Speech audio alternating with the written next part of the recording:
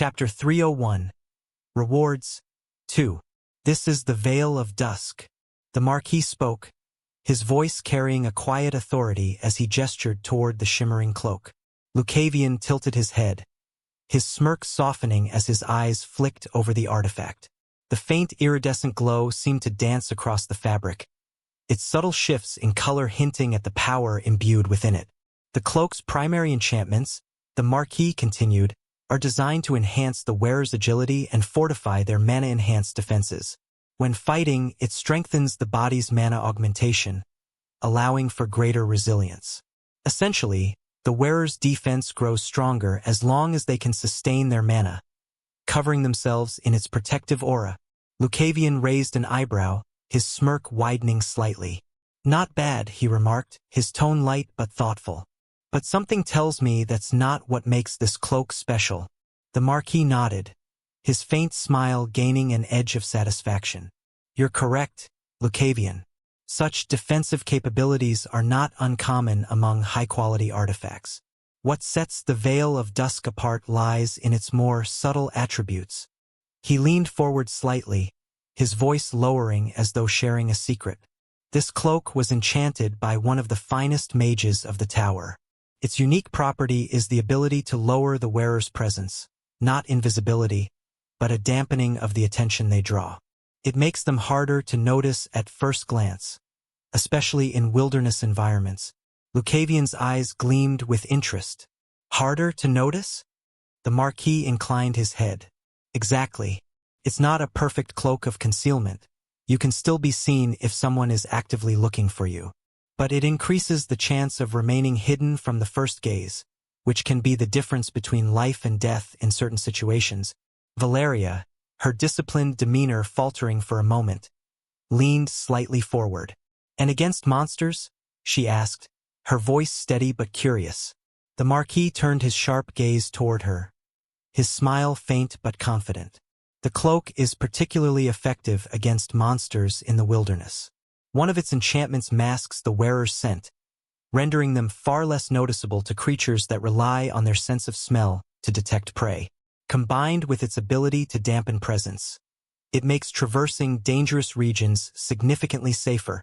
Lucavion leaned back in his chair, his fingers lightly brushing over the cloak's edge. His smirk had softened into something more thoughtful, though his eyes retained their spark of amusement. "A cloak that makes you harder to see, harder to smell, and harder to hit," he mused. "You weren't kidding, Marquis. This is quite the prize." The Marquis allowed himself a faint smile, his sharp gaze lingering on Lucavion. "It is a rare artifact, and one that requires skill and mana control to use effectively.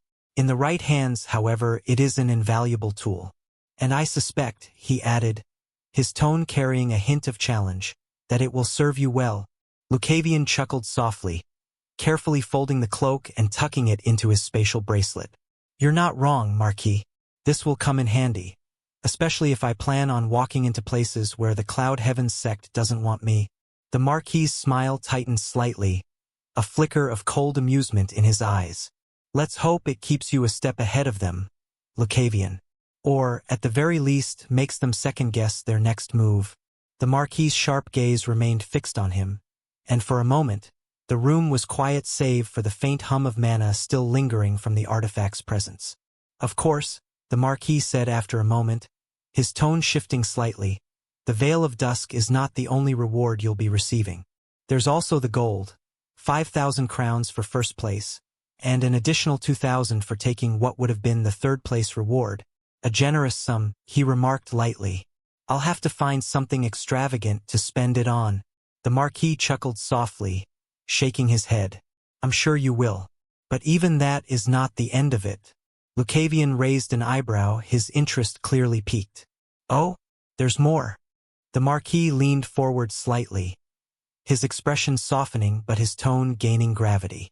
"While the rewards I've mentioned so far are those provided by the tournament itself, I've decided to add something of my own. Consider it a token of my appreciation for your efforts, your contributions, and your unique approach to the situation at hand." Valeria glanced at the Marquis, her eyes narrowing slightly in curiosity. though she said nothing. Lucavion tilted his head, his smirk softening into something more thoughtful. A personal gift, Marquis? Now you've really got my attention. The Marquis allowed himself a faint smile, standing and gesturing for Lucavion to follow. Come, he said simply, his tone calm but carrying an air of anticipation. I anticipated you would wish to depart soon, so I took the liberty of preparing something for you ahead of time. Lucavion rose from his seat with a fluid motion. His curiosity piqued as the Marquis gestured for him and Valeria to follow. Valeria hesitated for a moment, her expression unreadable, before standing as well. Together, they trailed the Marquis through the hallways of the grand mansion, their footsteps echoing softly against the polished floors. Lucavion took the opportunity to let his eyes wander, the luxurious decor catching his attention. The walls were adorned with intricate tapestries depicting battles and legends, while the soft glow of enchanted sconces lit the space with an almost ethereal ambience. He noted the balance between opulence and practicality, a hallmark of someone who appreciated beauty without indulging in excess. The Marquis certainly has taste, he mused, his smirk tugging at the corner of his lips. First his wife, and this place, though he would never mention this loud, as even he valued his head. As they stepped through a pair of ornate glass doors, Lucavion was greeted by the sight of the Marquis' private garden. The space unfolded before him like a living masterpiece, each detail meticulously crafted. Vibrant flowers bloomed in precise arrangements, their colors complementing one another in a harmony of hues. Sculpted hedges lined the pathways, some carved into shapes of mythical creatures, others into abstract designs that seemed to flow with the breeze.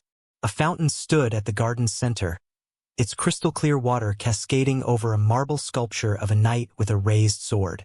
The gentle sound of the water mingled with the chirping of birds, creating an atmosphere that was both serene and alive with energy. Lucavion slowed his steps, his sharp eyes taking in the scene. Impressive, he murmured, his voice low but carrying a note of genuine appreciation. You've got quite the artistic touch, Marquis. The Marquis glanced back at him, a faint smile playing on his lips. I've always believed that one's surroundings should reflect a sense of order and purpose, he said. A garden, much like a territory, must be tended to with care. Lucavion inclined his head slightly, his smirk softening. It shows. Valeria, walking beside him, cast a quick glance at the garden before returning her focus to the path ahead. Her disciplined demeanor remained intact, though Lucavion noticed the faintest flicker of approval in her eyes as she took in the surroundings. The trio continued along the stone pathway, the soft crunch of gravel underfoot blending with the garden's natural symphony. At the far edge of the garden, a grand stable came into view. The building was constructed of dark wood and stone, its design blending seamlessly with the estate's overall aesthetic. Even from a distance, the faint sounds of horses could be heard, neighing, the occasional shuffle of hooves against straw. The Marquis led them to the stable doors, which were flanked by two attendants who bowed deeply before stepping aside to let them enter. Inside, the stable was immaculate, the scent of hay and leather mingling with the faint hum of enchantments that kept the space well-ventilated and clean. Rows of horses stood in spacious stalls, their coats gleaming under the soft glow of enchanted lanterns. Each animal was a masterpiece in its own right, sleek, powerful, and exuding a natural grace. Their eyes shone with intelligence, and their muscles rippled beneath their glossy coats as they shifted and pawed at the ground. Lucavion's eyes swept over the horses, his smirk returning as he took in the sight. Now this, he said, his tone carrying a note of admiration, is impressive. You've got a collection here that would make anyone jealous. The Marquis chuckled softly, his gaze sweeping over the stable with quiet pride. And then his gaze lingered on Lucavion, his faint smile carrying a hint of pride and mischief. I see you're impressed, he said, his voice steady. But what you might not know is that the Venter estate has a long-standing tradition, and a rather special business involving horses. Lucavion raised an eyebrow, his curiosity piqued. Oh, that's news to me, he remarked, his tone casual but laced with genuine intrigue. The Marquis chuckled softly, turning his attention to one of the stalls where a particularly regal horse stood, its coat gleaming like polished bronze. It's not something we advertise widely. For generations, the Venter family has cultivated a legacy with these creatures. My ancestors believed that strength and grace in a horse mirrored the ideals of a true knight. He gestured toward the horses as he continued, his tone gaining a note of reverence. We own a piece of land far to the east, verdant cradle. It's a fertile region where mana naturally saturates the soil, fostering the growth of the ever-reach grass. This grass is unique, imbued with mana that fortifies the constitution of the horses that graze on it. Ever-reach grass, Lucavion murmured, the name rolling off his tongue as he filed it away for later. His smirk deepened. I suppose that explains why your horses look like they could charge straight through a war and come out unscathed. The Marquis inclined his head slightly. Precisely. The horses bred and raised on that land are known as Ventorian chargers. They are prized not only for their strength and speed but for their resilience. Few in the kingdom, or even beyond, can boast mounts of this caliber. Valeria, who had remained silent for most of the conversation, glanced at the Marquis. I've heard the name Ventorian chargers before, she admitted. But I didn't know they originated here. The Marquis smiled faintly at her words. We take great care to maintain their mystique. Ventorian chargers are not sold to just anyone. They must earn the privilege of riding such a creature. It ensures the legacy remains untarnished. Lucavion's smirk widened, a faint glint of amusement in his eyes. Exclusive and impressive. I should have guessed. Creak. As they continued through the stable, a sudden commotion broke the serene atmosphere. Ah! She is here. Chapter 302, Ether. The sound of splintering would echoed through the stable as a loud crash followed the Marquis's cryptic statement. Lucavion's eyes darted toward the commotion, his smirk fading into a look of sharp curiosity. Valeria tensed beside him, her hand instinctively moving toward the hilt of her sword, though she didn't draw it. Ah, she is here, the Marquis murmured again, his tone calm but tinged with a subtle reverence. Lucavion's sharp gaze followed the sound, and his eyes landed on a sight that commanded immediate attention. At the far end of the stable, an imposing horse stood in the center of an open pen, its presence dominating the space. The creature was unlike anything Lucavion had seen before.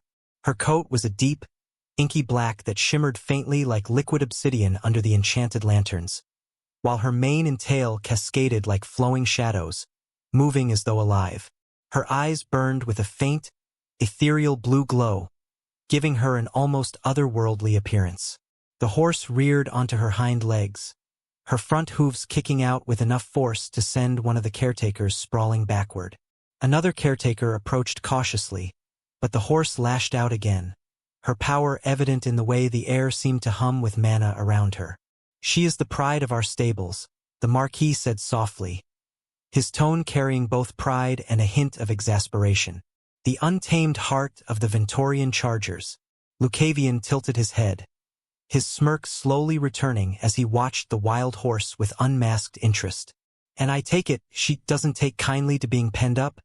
He asked, his voice laced with amusement. She doesn't just dislike being penned up, the Marquis replied, his voice tinged with a mix of pride and resignation. She rejects it entirely. Her name is Ether, fitting, don't you think? A horse that embodies freedom itself. One who will never bow to anyone. Ether, Lucavion repeated, the name rolling off his tongue with a quiet reverence. His smirk softened as his sharp gaze remained locked on the horse. A name that suits her perfectly. Ether pawed at the ground, her hooves sparking faintly with mana as she tossed her head, her silken mane rippling like shadows caught in a breeze. The glow in her eyes burned brighter as if sensing the weight of her name being spoken aloud.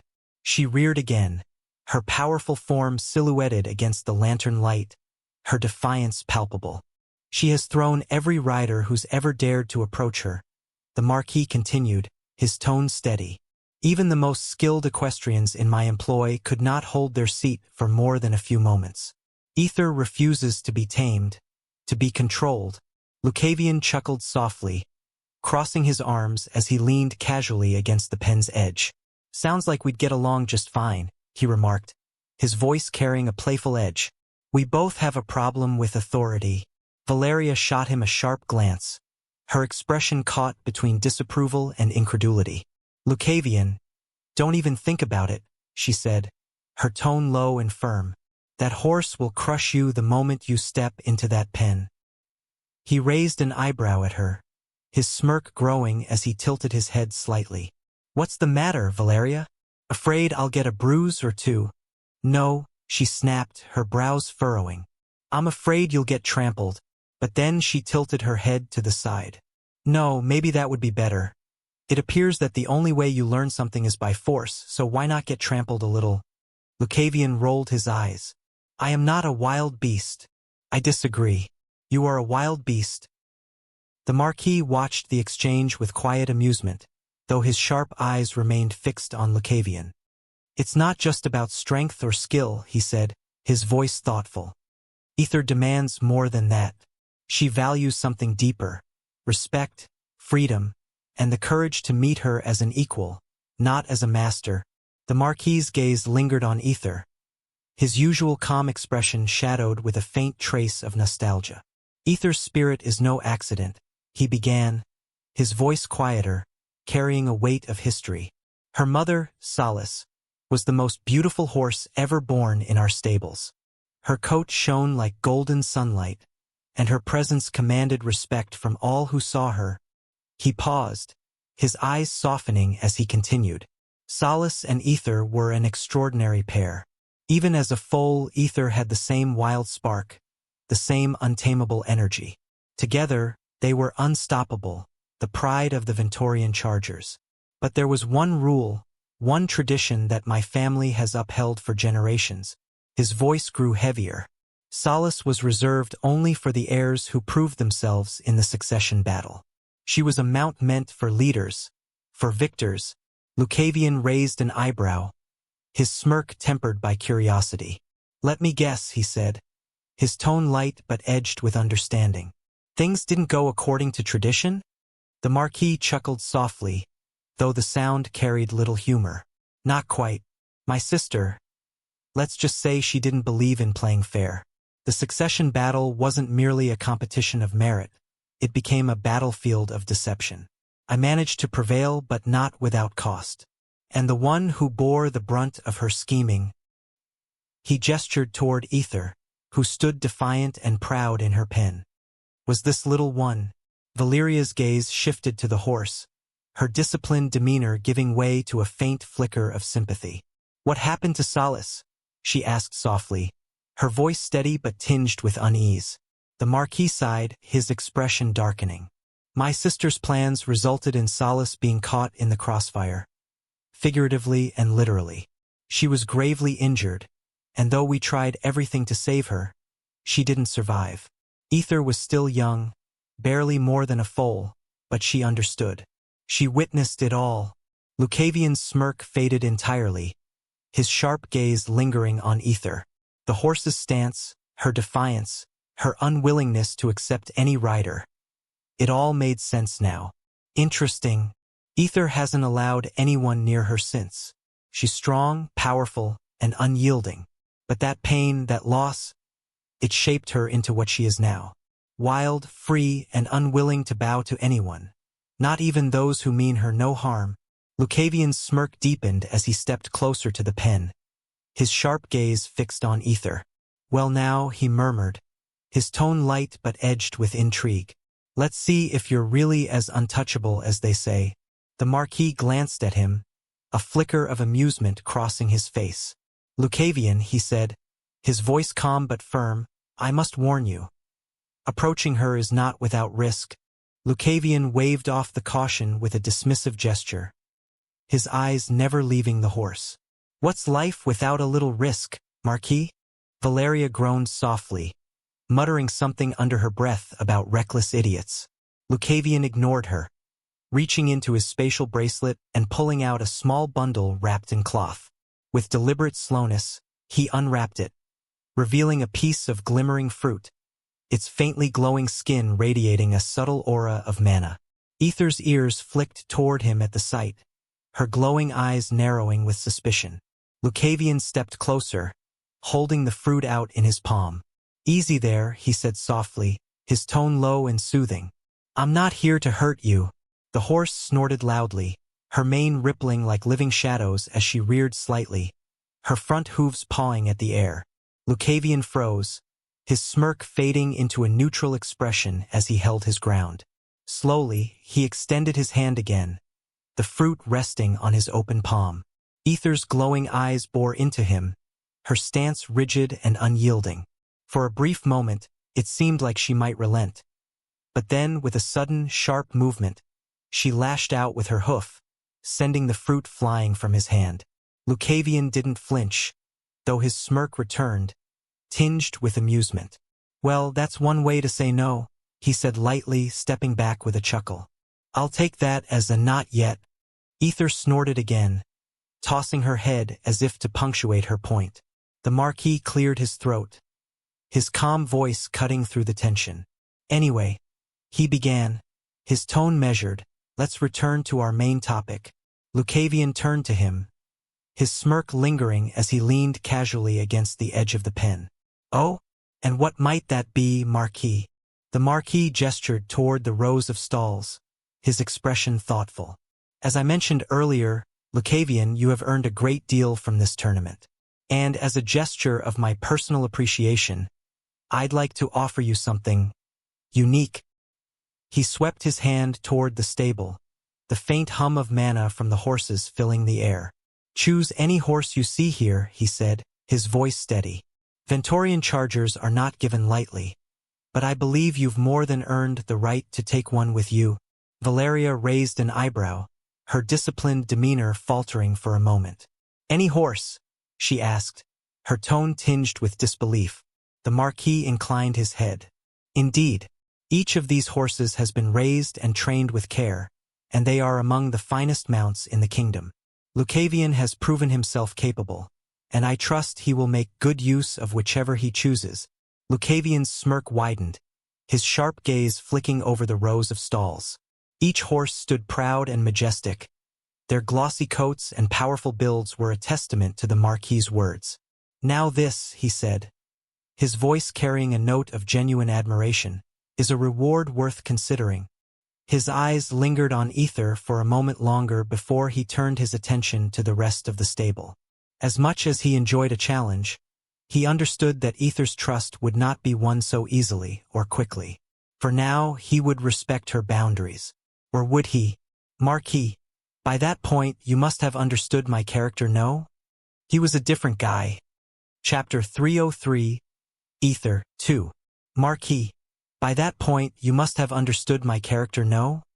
The Marquis turned to Lucavion, his gaze heavy with scrutiny.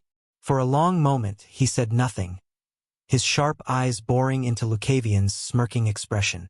Finally he spoke, his tone low and deliberate. "Does this mean you truly intend to do this, Lucavion? To approach her?" Lucavion's smile widened, his eyes gleaming with a mix of determination and mischief. "Indeed, Marquis, I'm not one to back down from a challenge. Ether may not trust me yet, but that doesn't mean she never will." The Marquis's expression darkened, though not with anger. There was something closer to concern, tempered by resignation. "Very well," he said quietly, "but understand this, Lucavion. I will not let you harm her. If you so much as frighten her unnecessarily, I will stop you myself." Lucavion inclined his head, his smirk softening slightly. "I wouldn't dream of it. She's not just a horse. She's a creature of pride, freedom, and power. I understand that. Give me half an hour, Marquis. If I can't win her over in that time, I'll walk away." The Marquis's eyes narrowed further as if weighing the sincerity in Lucavion's words. After a tense pause, he sighed deeply, his expression relaxing just enough to convey reluctant acceptance. "Half an hour," he said finally, his tone carrying a warning. "If she shows any sign of distress, you stop immediately. Do you understand?" Lucavion nodded, his smirk unwavering. "Crystal clear." The Marquis stepped aside, gesturing toward the pen with a small wave of his hand. If this is what you want, then so be it. Valeria let out an audible groan, crossing her arms as she shot Lucavion a glare. You're impossible, she muttered, though her voice carried a faint note of resignation. If you get yourself trampled, I'm not helping. Noted, Lucavion replied, his tone light as he turned his full attention to Ether. The horse had calmed slightly, though her sharp, glowing eyes still burned with defiance. Her stance was rigid, her powerful form radiating tension as she pawed at the ground, her mane rippling like living shadows. Lucavion stepped forward slowly, his movements deliberate and measured. He stopped just short of the pen's entrance, his gaze locked onto Ether's and held his ground. The two regarded each other in silence, their mutual wariness hanging heavy in the air. Now that I think about it, can animals feel emotions? Maybe not every one of them is smart enough, but some. Or is the loss of beings that we hold dear painful universally? Can every living being discern the term we hold dear? Or is it just something special to humans? Whatever it is the answer to this question, it is apparent that this one before me can. The air in the stable seemed heavier now, thick with tension that wasn't just from the horse standing before me. Ether's glowing eyes bore into mine, her defiance as sharp as a blade. She was magnificent, really, a creature that embodied freedom itself. But there was something else there, beneath the rippling shadows of her mane and the power radiating from her stance. Pain. I knew that pain. Loss, I murmured, my voice barely audible. It's always there, isn't it? Ether's ears flicked, and for a moment, I wondered if she could understand me. Not in the literal sense, of course, but in the way that creatures with old souls sometimes could. Her stance didn't relax, but she didn't move to charge either. Everyone in this world loses something. Someone, I continued, my tone soft but edged with quiet bitterness. That's the cruel truth of it, isn't it? No matter how strong you are, no matter how fiercely you fight to protect them, it's never enough. People slip away. Some are ripped from you, others drift like leaves in the wind. And the worst part? You're left behind, holding the pieces of what they were. I stepped closer to the pen, my movements slow and deliberate. Ether's glowing eyes narrowed, her tail lashing once, but she didn't move. Sometimes it feels like the world delights in taking what matters most, like it feeds off your pain, off the emptiness it leaves behind. It's sharp, isn't it? That hollow ache in your chest, like a wound that never quite heals. You carry it with you, every single day, even when you think you've moved on. I stopped just short of the pen's edge, leaning against it with a quiet sigh. I felt it too, more times than I care to admit. And I've seen it in others, the way it breaks them bends them into something they weren't meant to be. Some people drown in it, others harden, turning their grief into anger, into purpose. And some, like you, I nodded toward Ether, her glowing eyes unyielding. They wear it like armor. The horse snorted softly, her mane rippling as though stirred by an unseen breeze. I could feel her tension, her refusal to let anyone close. Not because she wanted to hurt them, but because she couldn't bear to lose someone again. That kind of pain wasn't easy to endure. You're right to be wary, I said, my voice quieter now, because the truth is, nothing can make that pain go away. Not really.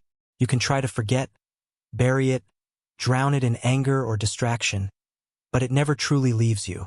It lingers, like a shadow that stretches with the passing of time. I leaned forward slightly, meeting her gaze directly. But here's the thing, Ether. The soft crackle of flames broke the tension, a sound faint but unmistakable. Ether's ears twitched, her glowing eyes snapping to the flickering light that danced across my outstretched hand.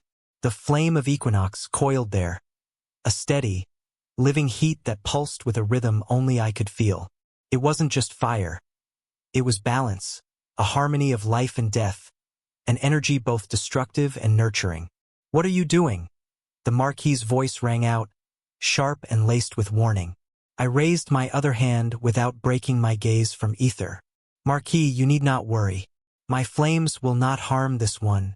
The tension in the room was palpable, but I let it wash over me. Ether's stance remained taut, her defiance unyielding, but her eyes were locked onto the flames now, captivated by their strange, shifting glow. Life and death, I murmured, my voice low, almost to myself. They both complement each other. One cannot exist without the other. And yet, we struggle against death, as though it's an enemy, as though it isn't the very thing that gives life its meaning. Ether's mane rippled like liquid shadows caught in an invisible wind, the faint hum of mana thickening in the air around her. Her gaze didn't waver, and for a moment, it felt as though she truly was listening. But you, I continued, my tone softening, you've let death shackle you. The loss of someone dear has bound you, hasn't it? I tilted my head slightly, studying her, searching for some flicker of understanding. Ether, will you let that pain define you? Will you let it hold you captive, even as you claim to embrace freedom? I wasn't sure if she could comprehend my words, if she could even begin to grasp the weight of what I was saying. But in that moment it didn't matter. Perhaps I wasn't speaking to her at all. Perhaps these words were meant for me. This freedom you cling to, I said, my voice steady but carrying a faint edge of something unspoken. Isn't it your prison? Isn't it the very thing keeping you from moving forward?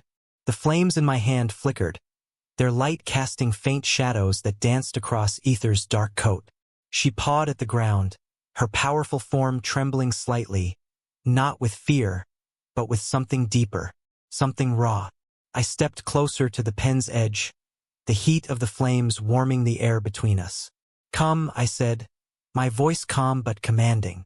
If you want to experience what real freedom is. Ether's glowing eyes burned brighter, her gaze locked onto mine now as though searching for something. Truth, perhaps, or resolve. I extended my hand, the flame of equinox flaring slightly, its light casting a soft glow across the stable. Or, I continued, my voice dropping to a near whisper, without the flame of life, you'll lose yourself in the coldness of death. The stable was silent save for the faint crackle of flames and the quiet hum of mana that filled the air. I stood there, my hand extended, waiting. The choice was hers. It had always been hers. Would she remain bound by her pain? Or would she take the first step towards something greater? Towards something free? Only time would tell.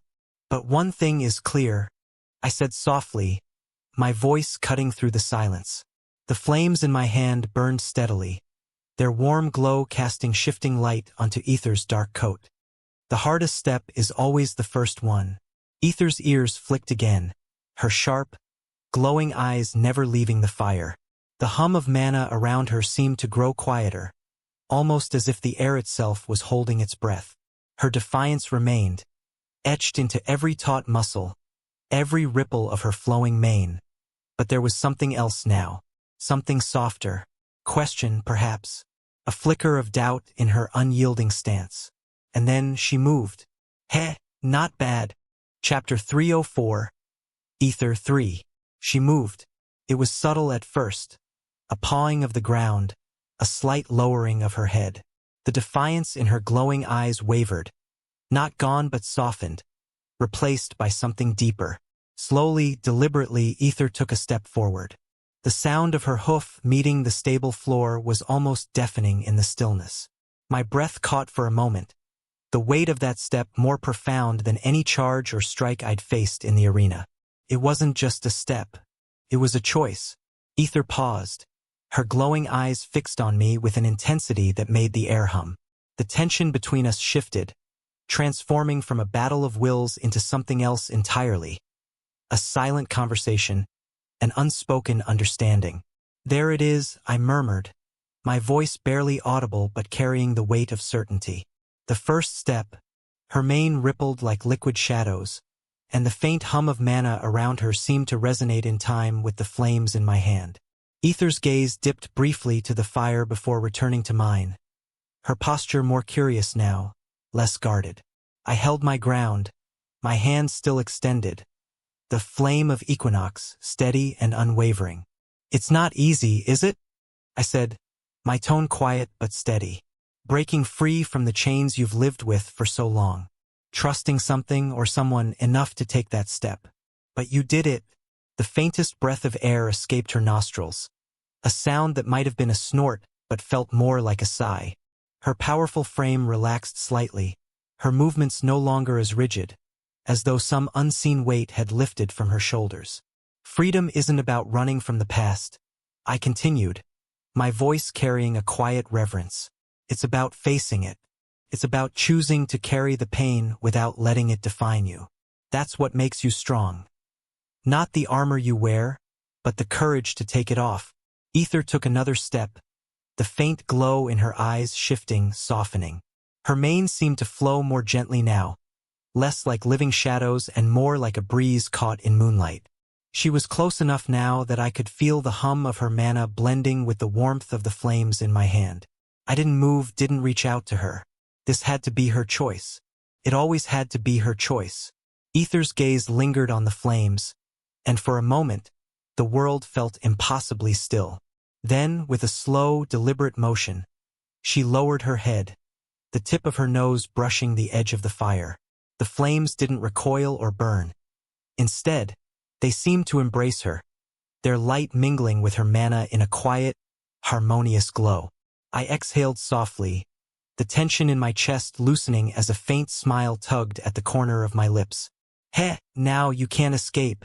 Valeria watched from a distance, her arms crossed, her brow furrowed as the bizarre scene unfolded before her.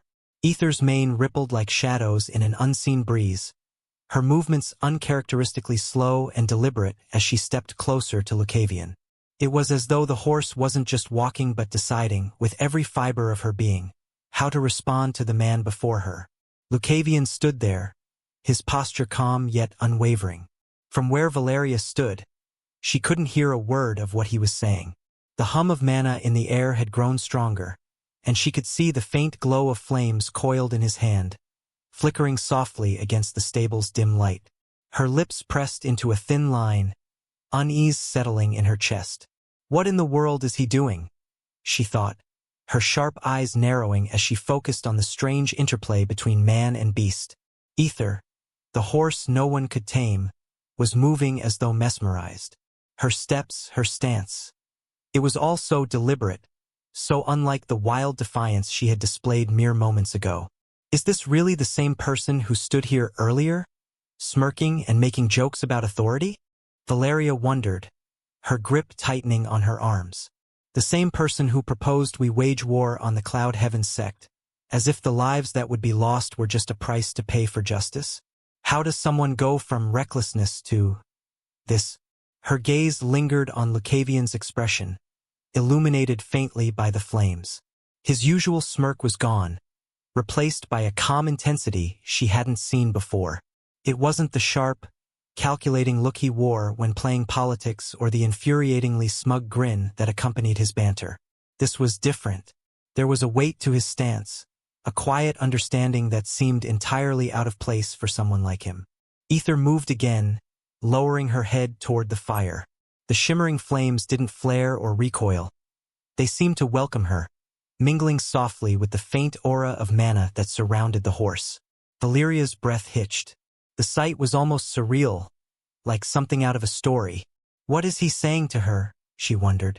What's making that impossible horse move like that? And yet, even as she asked herself these questions, a deeper, more troubling thought crept into her mind. Was I wrong about him? She hated the thought. Lucavion was reckless, arrogant, and infuriatingly smug. He infuriated her constantly with his taunts, his provocations, his refusal to take anything seriously. But now, as she watched him interact with Ether, she saw a side of him that didn't fit any of the pieces she had assembled. Is he really like this? Or is this just another act? Valeria bit her lip, her thoughts spinning. No one changes this fast. No one goes from proposing a witch hunt to whatever this is. So which one is the real Lucavion? The man with the fiery rhetoric or the one coaxing an untamable creature into lowering her defenses? Her eyes flicked back to Ether, who stood now with her head lowered, her glowing blue eyes fixed on the flames in Lucavion's hand.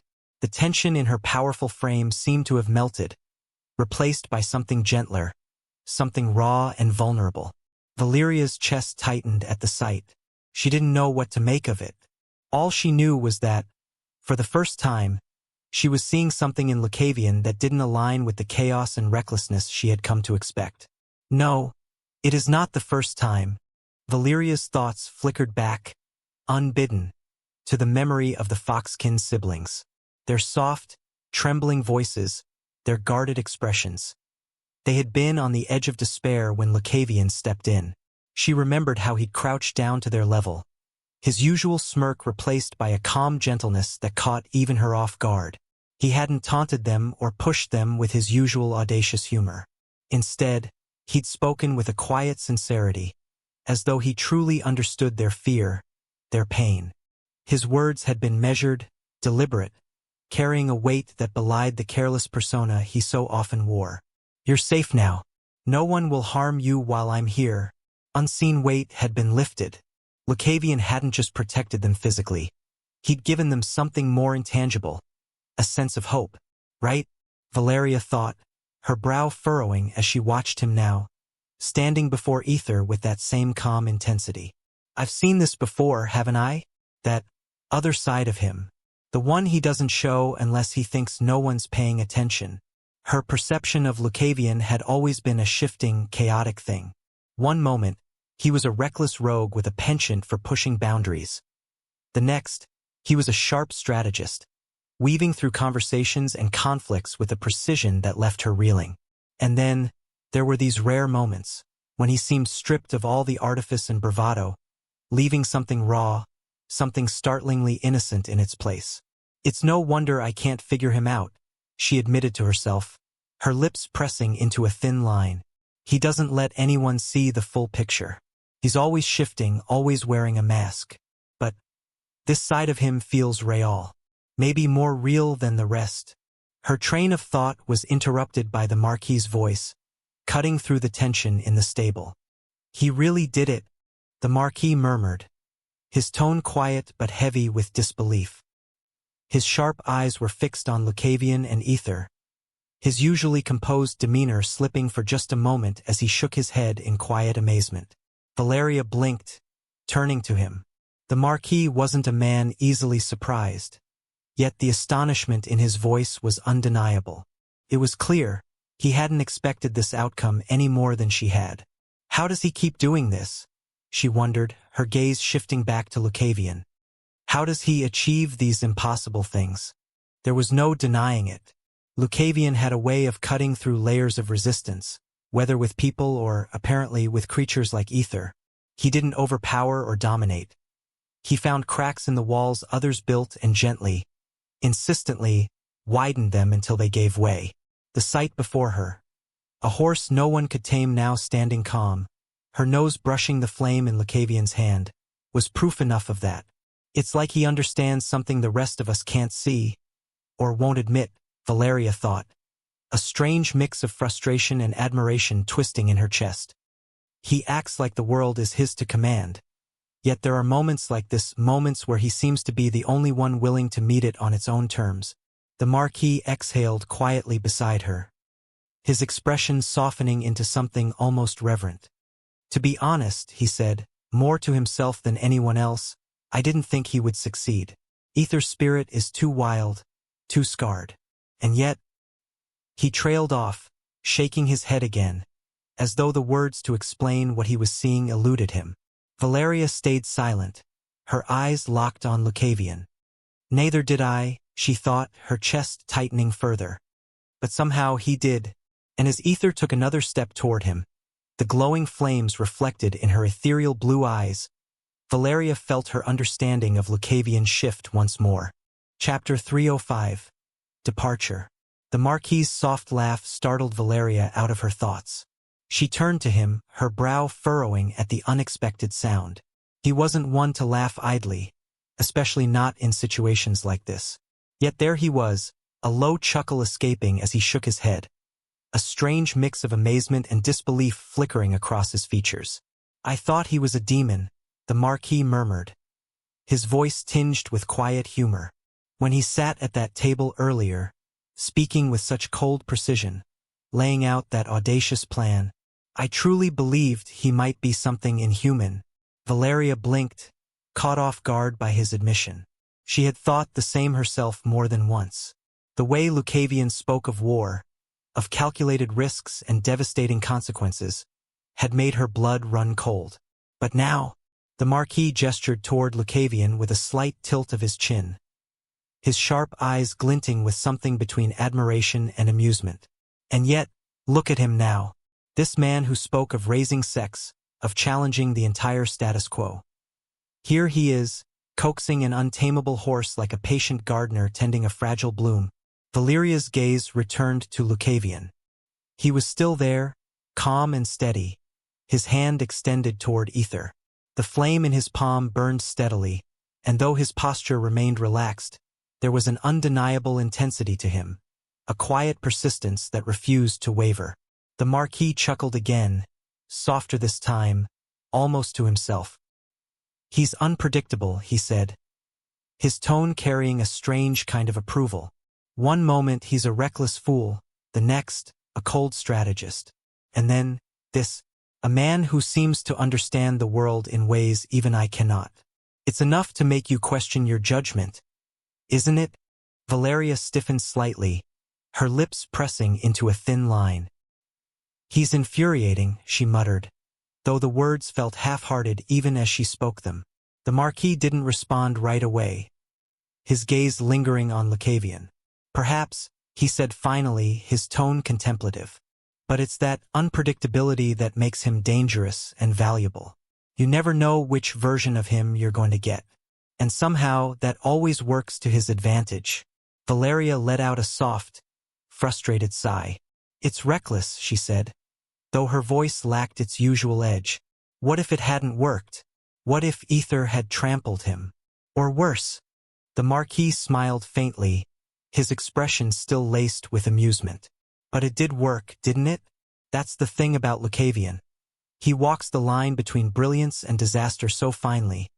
It's impossible to tell which way he'll fall. And yet, he always lands on his feet. Lucavion strode toward them, his smirk firmly back in place and his usual air of nonchalance restored. Behind him, Ether followed closely, her movements no longer brimming with the defiance that had marked her earlier. The glow of her eyes was softer now, her head held high, and her mane rippled with a tranquil grace. Well, Lucavion said, his voice carrying its familiar playful edge as he stopped before the Marquis and Valeria. How's that? Did half an hour pass yet? His smirk widened, his sharp gaze flicking between them. The Marquis exhaled sharply, shaking his head in disbelief. You really are something, he said, his tone caught between exasperation and amusement. I've seen many attempts at taming her, but I never thought I'd witness someone actually succeed. Lucavion raised an eyebrow, his smirk softening into a mockingly humble grin. Oh, I don't know if I'd call it taming, Marquis. Let's just say we've come to an understanding. The Marquis let out a soft chuckle, his gaze shifting to Ether. An understanding, he repeated, his tone faintly reverent. Whatever you call it, you've done what no one else has. You've tamed this girl. Truly remarkable. Valeria crossed her arms, her lips pressing into a thin line as she studied the scene. Ether, the horse no one could control, now stood calmly beside Lucavion as though she had always belonged there. It was baffling. The Marquis turned back to Lucavion, his sharp eyes narrowing slightly. You do realize, though, that taming her is only the beginning. Preparing her for travel, gearing her, is an entirely different challenge. I trust you know how to handle that. Lucavion's smirk didn't waver. Naturally, he replied with a casual shrug. I wouldn't call myself a horse expert, but I know my way around a stable. The Marquis arched an eyebrow, skepticism flickering across his face. Is that so? He said dryly. Well then, let's see if your skills extend beyond coaxing her with fire and fancy words. Lucavion grinned, his confidence unshaken. Just watch, Marquis.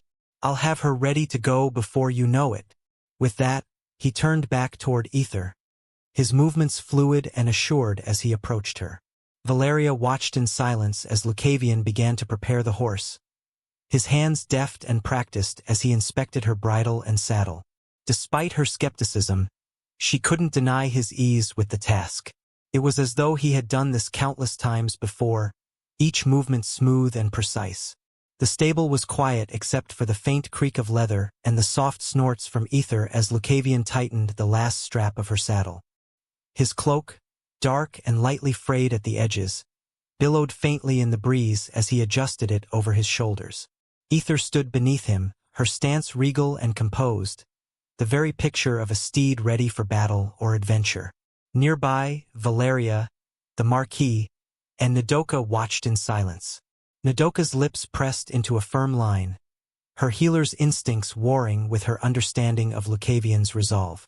She had spent hours tending to his injuries, patching him up after his recent bouts in the tournament, and while he had made remarkable progress, she knew he wasn't fully healed.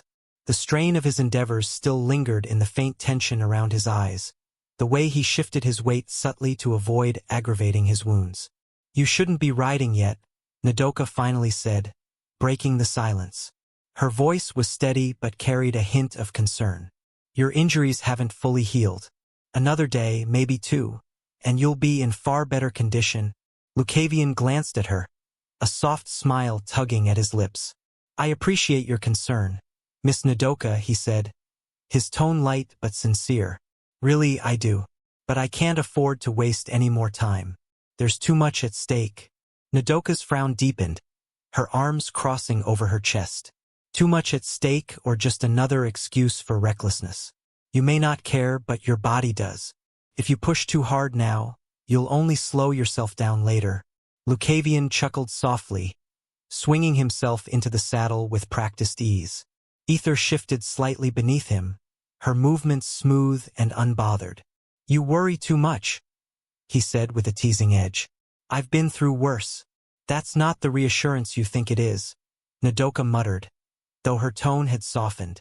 Lucavion smirked, adjusting the reins with an easy confidence. "Sitting still doesn't suit me, Marquis. There's a whole world out there, and it's not going to wait for me to recover." The Marquis chuckled softly, his sharp eyes glinting with a mix of amusement and respect. "This is youth, I suppose," he said, his voice carrying a note of wistful approval. "Restless, reckless, and always charging ahead as if the world will fall apart if they stop for even a moment." Lucavion grinned, tipping his head slightly in acknowledgement. "You say it like it's a bad thing, Marquis." The Marquis stepped forward, his posture composed as always, but there was a warmth to his expression that softened his usual sharpness. Extending his hand, he met Lucavion's gaze squarely. "It was a pleasure meeting a young man like yourself. The world could use more of your kind." Though perhaps with a touch more restraint, Lucavion took the offered hand, his grip firm, his smirk softening into something more genuine. "Likewise, Marquis. And don't worry, I'll work on that restraint. Eventually." The Marquis laughed quietly, releasing his hand. "See that you do. The next time we meet, I expect to see you in one piece. Not half patched up by the likes of Nodoka here." Nodoka rolled her eyes, though there was a faint smile tugging at her lips. "He'd be lucky to find another healer as skilled as me," she said dryly. Lucavion glanced her way, his grin widening. "Truer words have never been spoken, Miss Nodoka. I'll be sure to remember you fondly every time I'm not bleeding to death." "Let's hope those times are more frequent," she shot back, though her tone had lost its earlier edge. "And let's tone it down a little." As Marquis narrowed his eyes, Lucavion chuckled, turning his gaze to Valeria. For a moment, he studied her in silence, his sharp eyes searching hers. "Valeria," he said, his voice softening. "Try not to miss me too much." Valeria scoffed, though her cheeks warmed faintly. "Don't flatter yourself. I'll be far too busy cleaning up whatever chaos you've left behind." Lucavion leaned slightly in the saddle, his smirk returning to full force. "Good to know you'll be thinking of me." Her eyes narrowed. "Only in the context of how much trouble you've caused." The Marquis shook his head, stepping back with a wry smile. "And here I thought you two might part on civil terms." "Youth indeed." Lucavion laughed, adjusting his cloak as he straightened in the saddle. Ether shifted beneath him, her powerful frame exuding calm readiness. He glanced at the three of them one last time, his smirk tempered by a flicker of something deeper, gratitude, perhaps, or respect. "Well then," he said, his voice light but carrying a weight that belied his usual nonchalance. "Until we meet again." With a gentle nudge of his heels, Ether moved forward, her gait smooth and assured. The stable doors opened to the fading light, and Lucavion rode out, his silhouette framed by the golden glow of the setting sun. The stable fell into silence as the doors swung shut behind him, the hum of his presence lingering like an unspoken promise. The Marquis let out a quiet sigh, shaking his head as he turned to Valeria and Nadoka. "That young man," he said, his tone contemplative, "will either change the world or burn it to the ground." Volume 3, Sword Demon End. Chapter 306. Understanding. The Silver Flame Sex Inn, a grand establishment suited for such a prestigious group, was blanketed in the quiet hum of night. The faint crackle of distant embers and the soft murmur of disciples conversing filled the air. The disciples, exhausted from the intensity of the tournament, were settling into their routines when it happened. A sudden roar, not a roar of a beast or a person, but a deep, guttural rumble like the earth itself had awakened. It was followed by a surge of heat that spread like a wildfire, washing over the inn in an instant. The walls trembled, and an explosion of fiery light erupted from one of the upper rooms, briefly illuminating the night sky. Flames danced against the windows, casting flickering shadows across the hallways. The air grew thick with mana, heavy and suffocating, as an overwhelming aura swept through the inn. What is happening?" a disciple stammered, his voice trembling. Another disciple, wide-eyed and frozen in place, pointed toward the source. It's coming from Senior Brother Varen's room." The realization struck them all at once. Gasps echoed through the halls as the disciples exchanged looks of shock and confusion. Whispers broke out, frantic and uncertain. "Senior Brother? Could he be injured?" "No, this aura. It's his, but it's different. Should we go check on him? Are you insane? With that aura? He's in Ignis Ascension again." "No, this is something else entirely." Meanwhile, inside Varen's room, the air was a maelstrom of fire and mana. Flames swirled chaotically, licking at the walls and ceiling but leaving them unscathed, held back by a thin veil of mana that controlled their destruction. The very space seemed alive, trembling under the weight of his power. At the heart of it all, Varen knelt on the floor, his great sword planted firmly before him, its blade ablaze with silvery red fire. His breath came in heavy, labored gasps, each exhale releasing a plume of flame that dissipated into the air. Sweat dripped down his face, evaporating almost instantly from the heat radiating off him. His eyes, once cold and calm, now burned with an intensity that rivaled the flames themselves. Gone was the stoic heir, the disciplined warrior who wore his restraint like armor. In his place was a man consumed by fire, raw, untamed, and utterly alive. Varen released a long breath, flames spilling from his lips as if his very essence had been set ablaze. He closed his eyes, allowing the inferno within him to surge freely. For the first time, he didn't suppress it. He didn't fight it. He let it burn. When he opened his eyes again, the fiery aura around him surged brighter, casting his shadow across the room like a flickering specter. There was no hesitation, no doubt in his gaze, only an unyielding fire that burned with purpose. The door to his room rattled as a hesitant knock broke through the crackling silence. A voice called out, trembling but concerned. "Senior Brother? Are you all right?" For a moment there was no response. The flames swirled, filling the room with a radiant heat that seemed to seep through the walls. Then, the door creaked open slightly, and a younger disciple peeked in, his face pale but determined. What he saw left him speechless.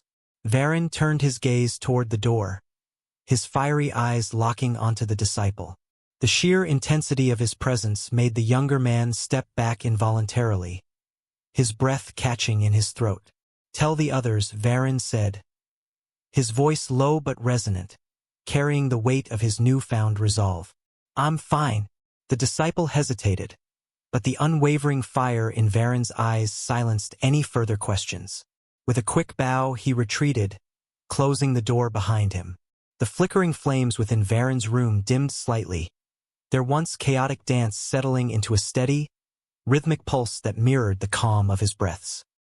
He sat cross-legged on the floor, his great sword resting across his lap, its silvery red flames reduced to a faint glow. The heat of the room remained, a constant reminder of the storm he had unleashed, but now it felt less oppressive. It was not the fire of destruction, but of renewal. Varen closed his eyes, allowing his thoughts to drift. The roaring inferno within him was quieter now, but its warmth lingered, burning away the fog that had clouded his mind for so long. "How long has it been?" he thought, his lips curving into a faint, rueful smile. "How long have I been fighting against myself?" He saw it clearly now, as though the flames had illuminated the truth buried deep within him.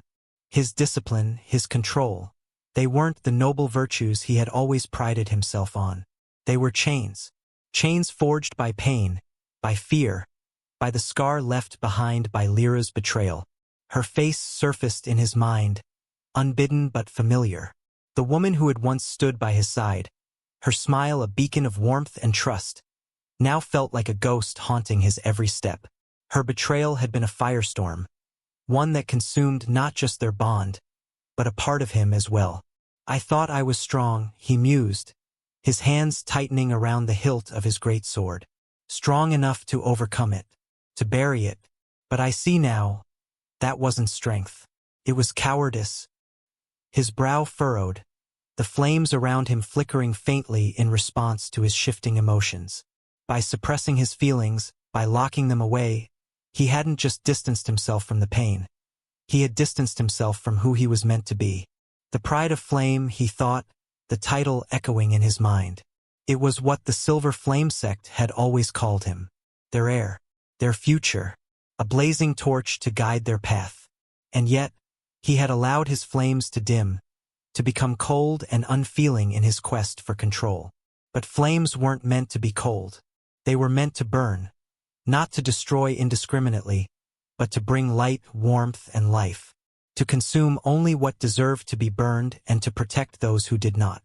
Varen's mind drifted to the battlefield, to Lucavion, that maddening smirk, those chaotic black flames, and the unrelenting challenge in his eyes. He had fought like no one else, his every move defying convention, every strike a declaration of his untamed spirit. Lucavion, Varen thought, a flicker of respect igniting within him. "You opened my eyes." Lucavion hadn't just been an opponent. He had been a mirror, reflecting Varen's own struggles in a way he couldn't ignore. The chaos, the unfiltered emotions. Lucavion had laid himself bare, showing Varen what it meant to truly let go. And now, as Varen sat amidst the quiet embers of his awakening, he knew what he had to do. "Lyra," he whispered, her name slipping from his lips like a sigh. It no longer carried the weight it once did, the bitterness and anger that had defined it. Instead, it felt lighter, as though speaking it now was an act of release. "It's time to let go," he said, his voice firmer this time, carrying the strength of his resolve. The flames around him flared briefly, a final burst of light before settling into a steady glow. He opened his eyes, and for the first time in what felt like years, they weren't clouded with pain or doubt. They burned with purpose, with clarity. And then Varen smiled. It wasn't a smirk of pride or a mask of stoicism.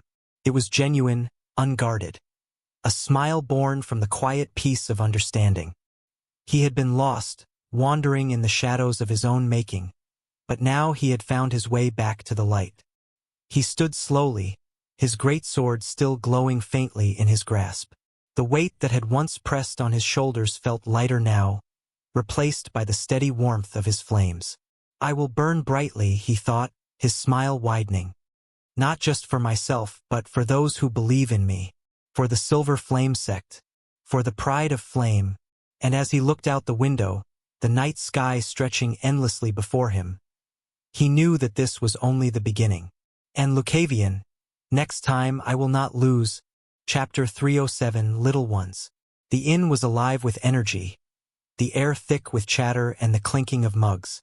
Adventurers, merchants, and spectators from the recently concluded tournament crowded the tables, their voices overlapping in a chaotic medley of laughter, boasts, and heated debates about the matches. The warm glow of lanterns spilled across the wooden walls, adding a golden hue to the bustling scene. At the heart of the chaos, Leora darted between tables, her cheerful voice cutting through the noise. Coming right up, 2 hellish and a roast boar platter, she called out, expertly balancing a tray laden with drinks and plates. She weaved through the crowd like a fish through water, her grin unfaltering despite the mounting demands. On the other side of the room, Senna was busy clearing empty mugs and plates from another table. Her smaller frame allowed her to slip between patrons with surprising agility. She flashed a polite smile at a group of rowdy adventurers as she carefully gathered their dishes. "You're doing great, Senna," Leora encouraged as she breezed past, a pitcher of ale in one hand and a basket of bread in the other. Senna beamed, her cheeks flushed from the excitement. "Thanks, Miss Leora. This is fun." "Fun, huh?" Leora laughed. "Wait until you've done this 100 times. Then tell me how fun it is." Meanwhile, near the bar, Mariel Farlon stood with her arms crossed, her sharp gaze cutting through the din like a blade. Her imposing presence was a stark contrast to the lively chaos around her. She was focused on Riken, who sat stiffly on a stool nearby, his head bowed slightly under her intense scrutiny. "Riken," Mariel said, her voice low but firm, "how many times have I told you? If you're gonna help out, you need to move like you mean it." I was trying," Riken mumbled, his tone defensive but subdued. His clawed hands gripped the edge of the stool as he avoided her gaze.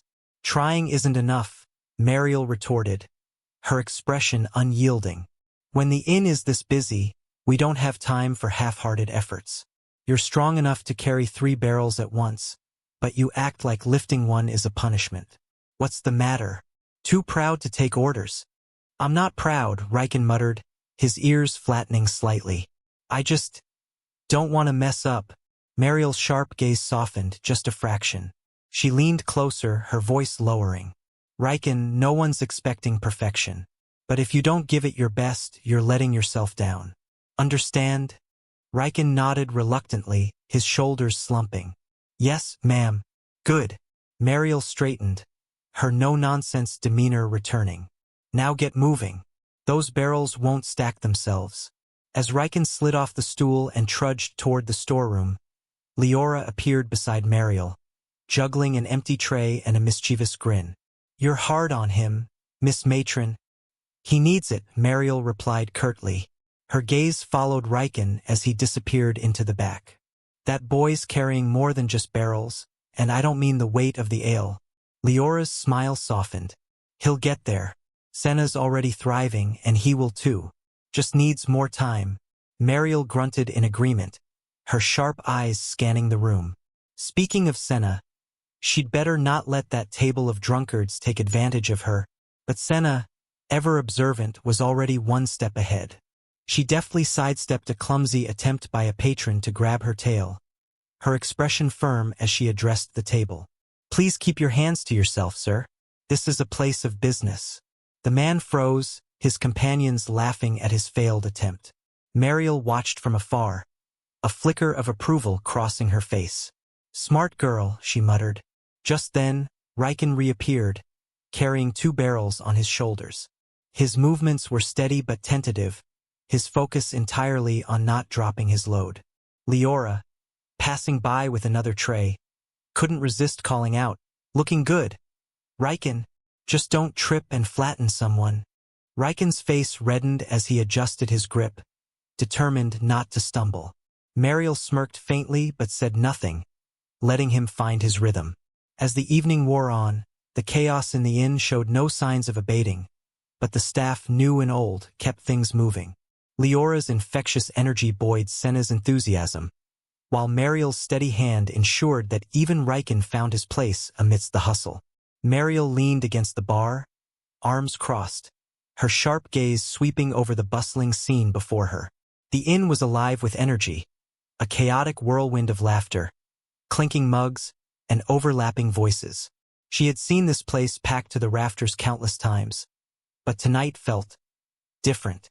Her eyes followed Senna as the young foxkin deftly navigated between tables, her small arms laden with empty mugs. Senna's face was flushed with effort, but her smile never wavered. The girl's energy was infectious, lighting up even the surliest of patrons. And then there was Riken, returning from the storeroom with 2 barrels balanced on his shoulders, his movements careful but steady. He still carried that guarded tension in his frame, but there was a determination in his eyes that hadn't been there before. Mariel exhaled softly, a sound somewhere between a sigh and a hum. It had been Lucavion's idea to bring these 2 into her care, and she hadn't been entirely sure about it at first. Taking in children, these foxkin children, wasn't exactly a part of her usual routine.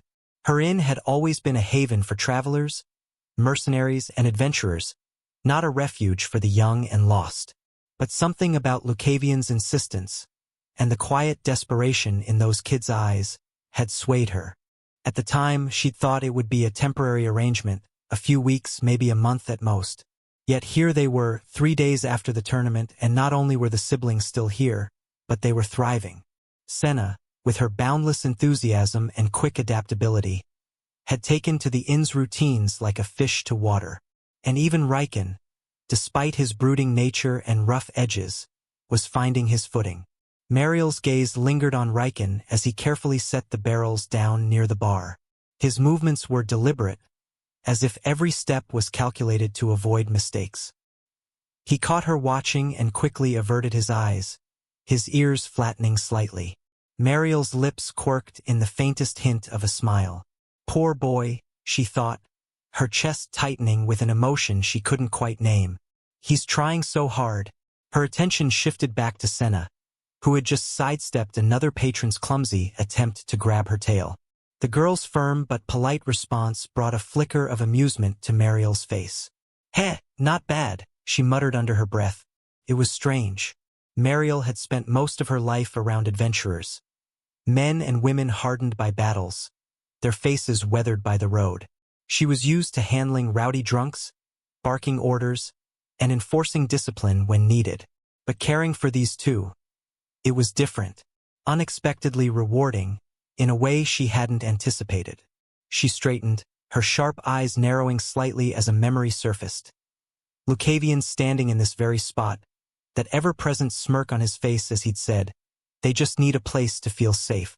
You can do that, can't you, Miss Little Bear?"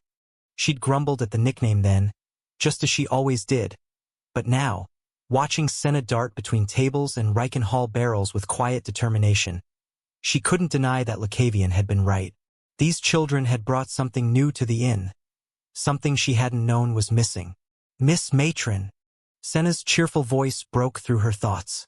The girl appeared at the bar, balancing an empty tray on one hip. "Do you need me to do anything else?" Mariel studied her for a moment, taking in the flush of her cheeks and the sparkle in her eyes. "You've done enough for now," she said gruffly, though her tone was far from harsh. "Go grab a drink and take a breather." Senna hesitated, her brow furrowing slightly. "But I'm not tired." "That wasn't a suggestion," Mariel interrupted, fixing her with a pointed look. "Go." Senna's ears twitched, but she nodded obediently, setting her tray down and scurrying off to the kitchen. Mariel watched her go, her gaze softening. The sound of footsteps drew her attention, and she turned to see Riken approaching the bar, his movements still careful but less hesitant than before.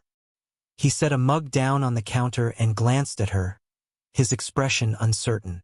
"Did I do okay?" he asked quietly, his voice barely audible above the din. Mariel arched a brow, her lips quirking into a faint smirk. "You didn't drop anything, did you?" Riken shook his head, his ears twitching nervously. "No, ma'am." "Then you did fine," she said simply, her tone firm but not unkind. "Now go check on the storeroom." Make sure we've got enough ale to last the night." Riken nodded and hurried off, his shoulders a little less hunched than before. Mariel watched him disappear into the back, a quiet sense of pride swelling in her chest. Mariel's gaze lingered on the spot where Riken had disappeared, her expression softening. The hum of the inn's chaos carried on around her, but for a moment, she allowed herself to simply stand there, soaking in the warmth of the scene. This place, these kids, they had become something more than she'd ever expected. A faint rustling sound pulled her from her thoughts. Her sharp eyes darted toward one of the windows, which had been left slightly ajar to let in the cool night breeze. Something small and nimble slipped through the gap with a fluid grace, landing silently on the bar. A cat. Its pristine white fur gleamed under the lantern light, its sleek form poised with a natural elegance. But what caught Mariel's attention most were its eyes. Piercing and intelligent, far too knowing for a mere animal. The cat sat there, its tail curling neatly around its paws as it regarded her with a calm, almost regal gaze. Mariel's lips pressed into a thin line, and she crossed her arms. "Lucavion," she muttered under her breath, her tone halfway between annoyance and amusement. The cat tilted its head slightly, as if acknowledging her. Then, with deliberate precision, it opened its mouth and let a small piece of folded paper drop onto the counter. The sound of the paper hitting the wood was faint, but to Mariel, it might as well have been a drumbeat in the midst of the noise around her. "Meow." The cat's voice was soft but insistent, as if it were delivering a message not just with the paper but with its very presence. Mariel arched a brow, leaning forward to pick up the note. The cat didn't move, watching her with unblinking eyes as she unfolded the paper. The handwriting inside was neat but hurried, the kind of script she recognized instantly. "Miss Little Bear." The contents of the paper somehow put a smile on her face. This man came like a storm, and left with a bigger one, a wind of change. Those were whispers. Chapter 308. The Stain. The carriage rattled along the uneven road, its wheels splashing through shallow puddles left behind by the earlier rain. Inside, the girl with the clear black hair sat in silence, her face impassive but her fingers tapping lightly against the armrest. Her maid sat across from her, her posture composed but her expression tinged with frustration. "Pointless," the girl finally muttered, her voice cold but laced with disappointment. This entire visit to Rackenshaw was a waste of time. The maid hesitated before responding, choosing her words carefully. "We did everything we could, my lady. We were generous with our questions and courteous to the townsfolk. But none of them knew anything worthwhile," the girl finished sharply, her eyes narrowing. "All they could tell us was the same useless story. Lucavion appeared out of nowhere, dealt with the Corvin, and became their savior. That's it. No history, no connections, nothing." The maid nodded, a sigh escaping her lips. "It seems his actions have elevated him to near-mythical status here. The people revere him too much to question or criticize. That made it impossible to dig any deeper." The girl's gaze shifted to the window, her dark eyes scanning the horizon as the landscape blurred past. The frustration simmering beneath her calm exterior threatened to boil over. Lucavion was proving to be more elusive than she anticipated, and this setback only added to her mounting irritation.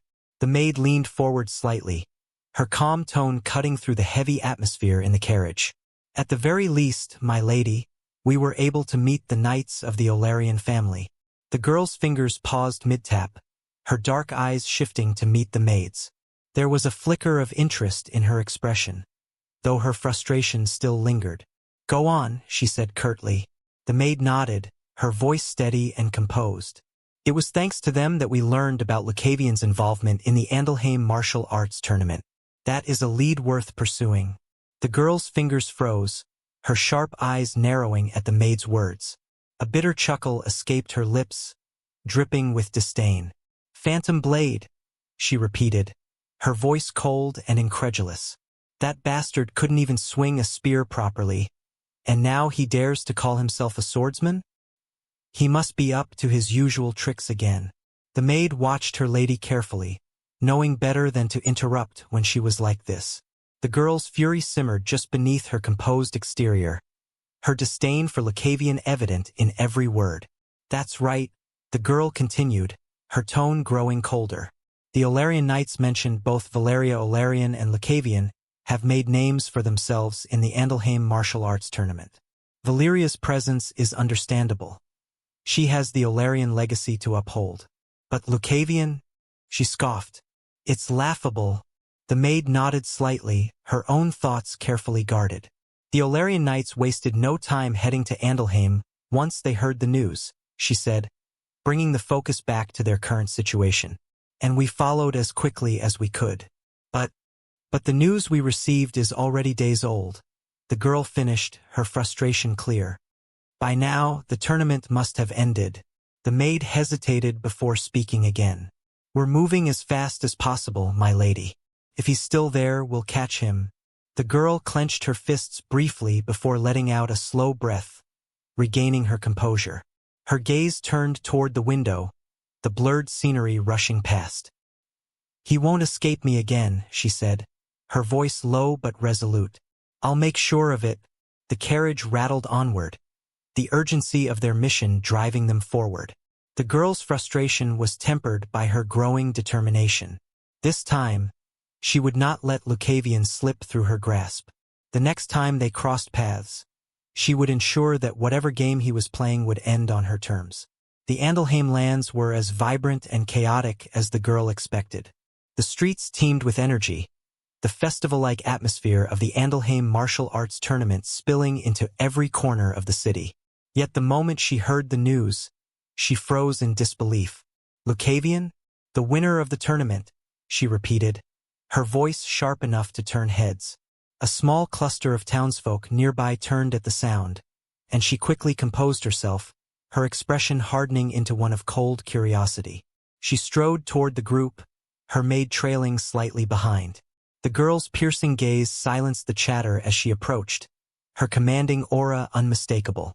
"What did you just say?" she asked, her tone clipped but unmistakably curious. One of the townsfolk, an older man with a patchy beard, cleared his throat. "Ah yes, my lady. You must have heard of him. Lucavion, the sword demon. They say he defeated the Cloud Heavens sect disciples like it was nothing. And Varin Drakov himself fell to him in the final match. Quite the upset, I tell you." The girl's dark eyes narrowed, disbelief flashing across her face. "Varin Drakov?" she echoed, incredulous. "The so-called prodigy of the Silver Flame sect?" The townsfolk nodded eagerly, their expressions a mixture of awe and excitement. "That's right. It was a sight to see." The crowd couldn't believe it. Her maid stepped closer, lowering her voice. "My lady, it seems the rumors were true. Lucavion has made a name for himself here." The girl's hands clenched at her sides, frustration and confusion swirling within her. This didn't make sense. Lucavion, the same man she had dismissed as an opportunist and a fraud, had bested some of the most formidable warriors of the region. It was laughable, and yet the conviction in the townsfolk's voices made it impossible to dismiss. "I need more information," she muttered, her voice low but firm. She turned her sharp gaze back to the group. "Where is he now?" The townsfolk exchanged uncertain glances. "Well, he left the arena yesterday in tatters and the marquee people had taken him with them," one of them said. "But no one knows where he's staying. The inns are full, and there's talk of him keeping to himself. You'd best try asking at the Iron Matron. That's where the high-profile fighters tend to gather." She nodded curtly and turned on her heel, her frustration barely contained. Lucavion? Sword demon? The absurdity of it all made her blood boil. But if the rumors were true, if he had truly risen to such heights, then she would find him. Regardless, you will not get away after putting a stain on our family. Chapter 309. Ceremony. The Grand Hall of Andalheim was abuzz with excitement. Bright banners of red and gold hung from the high arches, the Marquis Venter's insignia prominent against the vibrant backdrop. The long, polished floor gleamed under the sunlight streaming in through tall, stained-glass windows, depicting tales of ancient warriors. The atmosphere was electric, alive with cheers, whistles, and applause from the gathered crowd. Valeria stood to the side of the dais, her posture straight and poised, her family crest subtly adorning her attire. She was clad in a dark, elegant cloak that swept the ground, her sword belted neatly at her side. The weight of her family name felt lighter today, more hers than a legacy she was merely carrying. Yet, there was a strange emptiness gnawing at the edges of her focus. She let her gaze drift over the crowd, taking in the sea of faces. It was hard to miss the subtle undercurrent of disappointment mingled with the cheers. Whispers rippled through the assembly, questions veiled behind expectant eyes. Where was Lucavion? The Silver Flame sect members, Varen among them, stood near the center of the dais, their crimson robes catching the light. Varen's face was calm, but his eyes carried a flicker of triumph, scanning the crowd as though relishing the attention. His fellow disciples flanked him, their disciplined composure a stark contrast to the rowdy cheers for them from a pocket of the audience. Valeria turned her gaze to Marquis Venter as he stepped forward, commanding the room with an effortless grace. His voice rang out, carrying the weight of authority and the practiced charisma of a leader. Citizens of Andalheim, today we honor the strength, courage, and skill of those who have competed in this tournament. He began, his words drawing a fresh wave of cheers. Each participant who stands before you has proven themselves on the field of battle, exemplifying the spirit of this great event. The applause swelled as the Marquis gestured to the Silver Flame sect. The Silver Flame sect, whose discipline and mastery brought us some of the fiercest matches we've seen. Let us congratulate their champion, Varen, and his remarkable peers. Varen inclined his head, a faint smirk on his lips as the crowd erupted in applause. His fellow disciples gave subtle bows, their expressions composed. The Marquis then turned to the left side of the dais, where a group of unaffiliated fighters stood, including Valeria and the monk. His gaze lingered on her briefly, a flicker of acknowledgement in his sharp eyes. And to our unaffiliated warriors, who have fought not for sect or guild, but for the love of the art, the pursuit of excellence. Among them, Valeria Olarian, whose skill and determination earned her a place in this hall of honor. The cheers for Valeria were respectful but lacked the fervor of those given to the sections. She inclined her head slightly, her expression calm but unreadable. As the Marquis continued with the ceremony, the absence of two key groups became increasingly evident. The murmurs in the crowd grew louder as people began to wonder aloud. Where is Lucavion? And the Cloud Heavens sect? Marquis Venter raised a hand, his calm demeanor commanding silence. I understand your curiosity, he said, his voice steady, his tone deliberate. The Cloud Heavens sect disciples departed early, called away by pressing matters.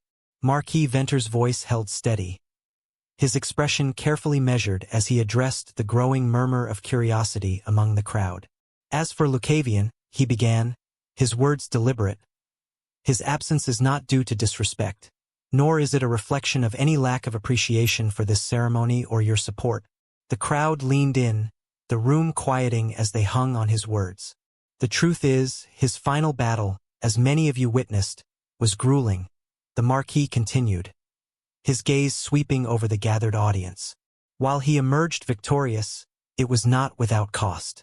The injuries he sustained were significant, and though his spirit remains indomitable, his body requires time to heal.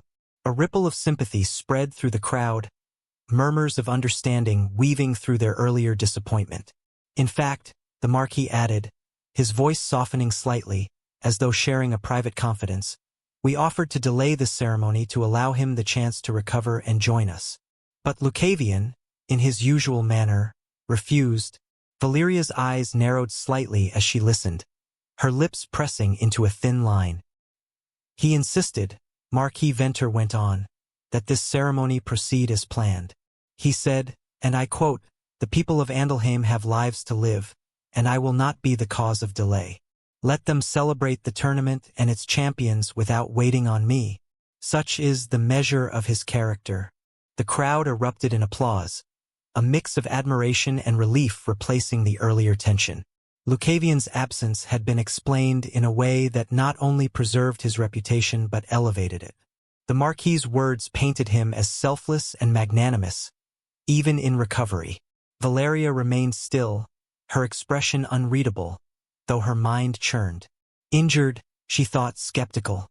She had seen him only the day before, and while his combat had been fierce, Lucavion's manner suggested anything but a man nursing wounds. That snake, she mused silently, unsure if she felt amused or annoyed by his ability to weave out of the spotlight. The Marquis, satisfied with the crowd's reaction, resumed the ceremony with seamless grace. And so, while Lucavion recovers in solitude, we continue today to honor those who have given their all in this grand event. As he turned to present rewards to the unaffiliated fighters, Valeria accepted her medallion with a curt nod, the crowd offering polite applause.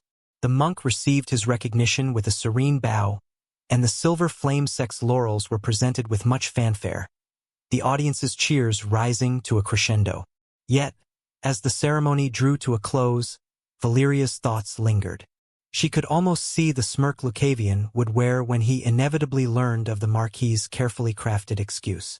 The ceremony concluded with the Marquis Venter's final words ringing in the air, a declaration of triumph and hope for the future. The crowd erupted in one last round of applause before beginning to disperse, the festive energy of the day carrying them into the streets of Andelheim. Valeria descended the dais with measured steps, the medallion of honor cold against her palm. She slipped it into the pouch at her side without a second glance. Her thoughts were far from the accolades, focused instead on the quiet tension that had settled over her since Lucavion's absence was announced. As the crowd thinned, she moved toward the edge of the courtyard, her gaze fixed forward. She had planned her next steps carefully. With the ceremony behind her, there were matters to address, preparations to make for what lay ahead. The tournament might have ended, but her journey had only begun. The sunlight cast long shadows across the cobblestones, the buzz of voices fading into the background as she reached the outskirts of the gathering. But just as she turned the corner, intending to leave the square and return to the inn, she froze. There, standing beneath the arch of the main gate, were figures she knew all too well. Their armor gleamed under the sunlight, polished to perfection. The sigil of the Olarian family, a silver phoenix in flight, was etched proudly onto their breastplates. Their bearing was unmistakable, every line of their posture screaming discipline, loyalty, and purpose. Her knights, Valeria's breath caught, a soft exclamation slipping past her lips. Ah! The leader of the group, a man with sharp features and a resolute gaze, spotted her almost immediately. He stepped forward, his helmet tucked under one arm, the plume of his rank marking him as her second in command. "Lady Valeria," he said, his voice steady and formal, but with a hint of relief threading through his tone. "We finally found you. It was time to return her home." Chapter 310. Changes. Tap, tap, tap. The rhythmic clatter of boots striking the ground mingled with the chorus of bustling life. Howl. The wind howled endlessly across the plains, sending shivers through travelers as they pulled their cloaks tighter around themselves. "Move!"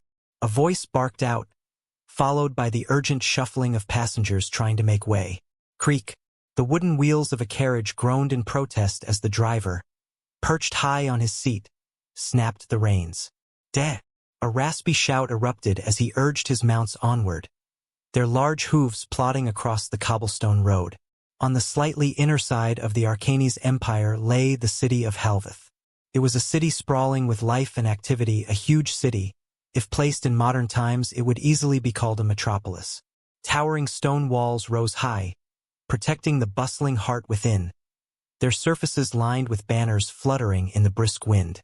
Horses, carriages, vendors, and pedestrians crowded the road leading to the main gate, forming a winding, seemingly endless queue as travelers waited for their chance to gain entry.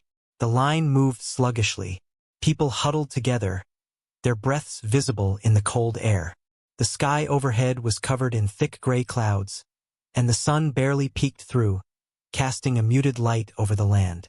Voices overlapped, creating an almost tangible wall of sound, children whining with fatigue, merchants arguing over the price of grain, and guards calling out instructions to keep the line in order. Next, step forward. A guard's voice echoed across the line.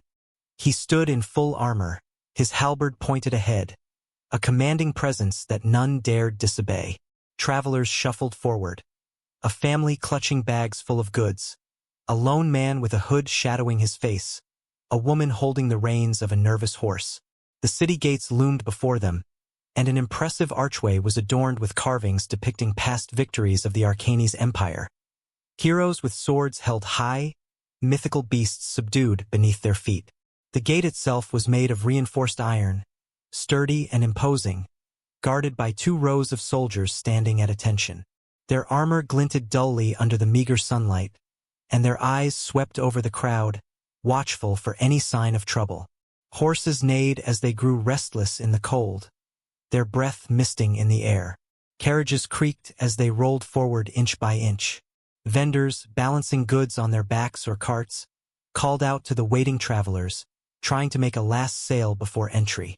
"Fresh bread, warm bread, just a copper for a loaf," shouted a woman, her voice almost lost in the commotion. "Spices from the southern isles, only here, exotic flavors to savor," yelled another, his face flushed from the cold. The long line, filled with people from different walks of life, merchants, farmers, adventurers, stretched along the main road that led into Helveth. Each person bore a different story, their faces showing expressions of weariness, hope, or impatience. Some looked forward to a warm meal and a roof over their heads, while others eyed the grand walls with apprehension, uncertain of what awaited them within. Beyond the gate, the sprawling city could be glimpsed, stone-paved streets weaving between tightly packed buildings, rising towers, and colorful banners fluttering in the wind. The air was thick with the promise of opportunity, a sense of grandeur that was tangible even from afar.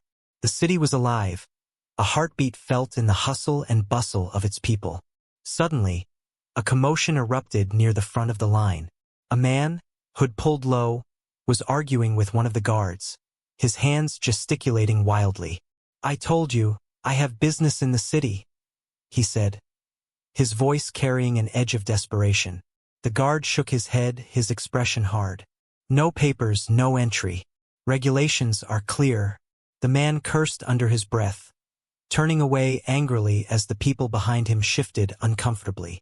The guards remained impassive, their discipline unbroken as they resumed managing the line. The wind howled again, carrying with it the scent of the city beyond, the tantalizing aroma of roasted meat, the faintest hint of spices, the distant laughter and chatter of the people who had already made it inside. For those waiting, it was a reminder of what lay just beyond the gates: warmth, food, and the chance to escape the biting chill of the northern wind. Slowly, the line moved on, inching closer, each step bringing the travelers nearer to the bustling life and opportunities that awaited within the grand city of Helveth. Since the line was long, many people were discussing recent issues: news of bandit attacks on nearby roads, rumors of a new tax, and whispers about tensions brewing in the southern provinces. The conversation soon shifted to complaints about the mercenaries running rampant in the region. "Those bastards need to tone it down," one man muttered angrily. "They're just being too much lately," another added, shaking his head in frustration. The group nodded in agreement, voicing their shared disapproval of the mercenaries' unchecked behavior. Just then, the topic shifted to a recent event that had captured the attention of many: a martial arts tournament held in the neighboring territory of Marquis Venter. "Did you hear about that tournament in Venter's lands?" an older man asked, his voice tinged with curiosity. "They say some young martial artist made quite a name for himself. They even call him the Sword Demon." Most people scoffed at the mention, dismissing it with waves of their hands. "Sword Demon? For a kid," one woman said incredulously. "They're being overly dramatic as usual. A grand name like that for some youngster who probably hasn't even seen real hardship." Another chimed in, "Exactly. People are just overestimating these young ones nowadays. They can't handle the harsh conditions of our lands. They think a few fancy moves in a tournament makes them legends." A chorus of agreements followed, the older travelers shaking their heads with disdain at the notion that someone so young could earn such a lofty title. A hush fell over the group as the conversation turned darker. The mention of the Cloud Heavens sect sent a ripple through the gathered travelers, their earlier dismissive tone replaced with quiet apprehension. "Did you hear the rumors about the Cloud Heavens sect?" A middle-aged man whispered, leaning in as though the mere act of speaking their name might summon trouble. "Rumors," another man snorted, his voice low but heavy with anger. "It's no rumor. It's the truth. They've been exposed, using children as furnaces to cultivate their so-called purity." A collective shudder passed through the group, and one woman gasped, covering her mouth. "Children? As furnaces? That's monstrous. How could a sect so revered stoop so low?" "Power," muttered the older man who had first brought up the tournament. He stared at the city gates with a grim expression, his voice laden with disgust. "It's always about power. Their elders and so-called paragons cared more about their cultivation than their humanity." A younger man, clad in a patched cloak, scoffed, his voice dripping with bitterness. "Humanity? That's a laugh. The Cloud Heavens sect has been corrupt for years. They just kept it hidden behind their golden robes and self-righteous smiles." The group fell silent, the weight of the revelations sinking in. Only the creak of the slow-moving line and the distant clamor of the city filled the void for a moment. "They always acted like they were above everyone else," said the first woman, her voice trembling with fury. "Paragons of virtue they called themselves, preaching discipline and righteousness while sacrificing children for their own gain." Another man, younger but just as weary-looking, spat on the cobblestones. "They had everyone fooled. People sent their children to that sect thinking they'd be safe, thinking they'd have a future. Instead, they were feeding them to the flames." A soft murmur of agreement rippled through the group. It wasn't just anger, they spoke with the pain of betrayal. The Cloud Heavens sect had been a symbol of hope and power for many, a beacon of stability in a tumultuous world.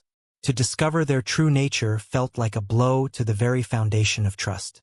"I heard it was someone from the tournament who uncovered it," another traveler added hesitantly, glancing at the others. "They said a lone swordsman exposed the sect. Some say he was one of the competitors, that sword demon they were talking about." "That boy!" The older man frowned, skeptical. How would someone so young have the means to take on a sect like that? No matter how corrupt they are, their power is nothing to scoff at. Does it matter how he did it? The woman from before folded her arms, her voice fierce. What matters is someone had the courage to stand up to them. The younger man in the patched cloak nodded. Courage or madness, it worked. "Don't you know, the Marquis Venter and Count Alarian had issued a decree, and they are hunting down the members of Cloud Heaven's sect." "Of course," the older man muttered, his voice heavy with both understanding and unease. It was a radical move, but what choice did they have? A sect that powerful, that entrenched in corruption. It needed to be uprooted. The woman, still clutching her child, whispered, "But at what cost? This kind of purge. It never stops with just the guilty." Her words hung in the air as the group shuffled forward, their footsteps echoing against the stone road. They turned a corner where the wind picked up, carrying with it a sharp, acrid smell. Ahead, a grim sight awaited them. A wooden cross loomed over the road, its rough surface darkened by the weather and stained with streaks of red. 3 bodies hung lifelessly from its arms, their forms swaying slightly in the relentless wind. The faces of the dead were obscured, but the crowd knew their identities, or at least what they had been accused of. "Witches must die," someone muttered grimly, the words a faint echo of a chant that had reverberated through the region for months. The younger man in the patched cloak pulled his hood tighter, averting his eyes. "So the witch hunts reached here too," he murmured. "Nearly 2 months now, and it's only growing worse." Indeed, it had been 2 months since a decree was issued, and 4 months since the tournament. Pat, pat, pat, and under the slowly drizzling rain, a beautiful horse continued to walk. Hello everyone. We now have a Discord server. Join us for faster updates, discussions about your favorite novels, and exclusive Discord-only content. Don't miss out. See you there. Scan the QR code on the screen or enter any of the displayed links into your browser to join our Discord.